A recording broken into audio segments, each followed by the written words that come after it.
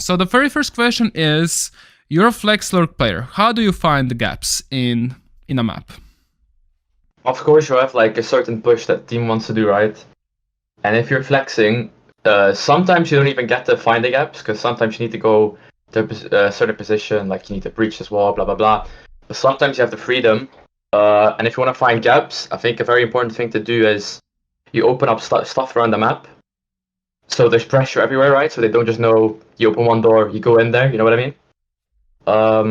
But you just open everything, and then you just look around. Like you drone, you check their setup, you check their entries, you check how they're playing around as well, because they might be roaming. Then, of course, the gaps are going to be harder to find.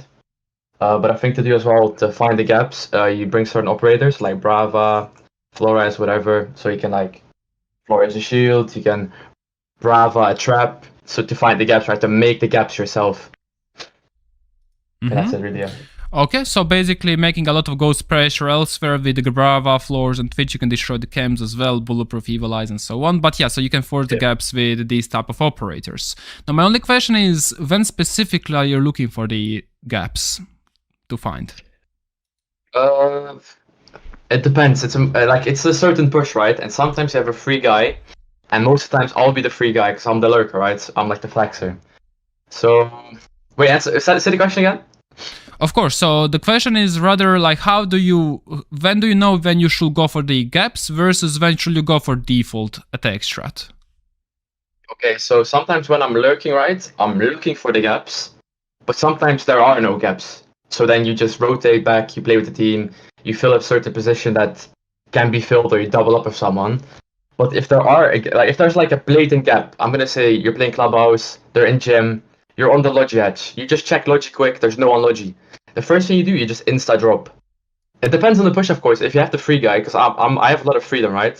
So if I see the free Logi, I'm just gonna drop there, and then I'm gonna make a play from there. That 100% makes sense. Just maybe something before that, just call your teammates that you're about to do a play, because then your whole team can of course. set up yourself. This is a very common issue among basically, I think, every single tier, that sometimes when you see a gap, you kind of get tunnel visioned into the gap.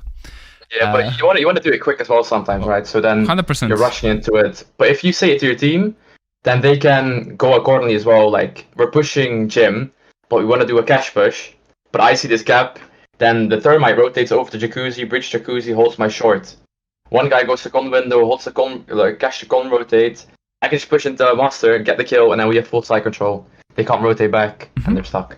100%. Maybe something that I remembered is like we can maybe try to make a trigger word in terms of gap finding. So if your team knows that you're about to scan Logi and you say that trigger word, such as like again, trigger word is example is a reset, then the whole team knows that something is about to happen from flex sides. So maybe having a trigger word when you're about to make a play is also very, very nice.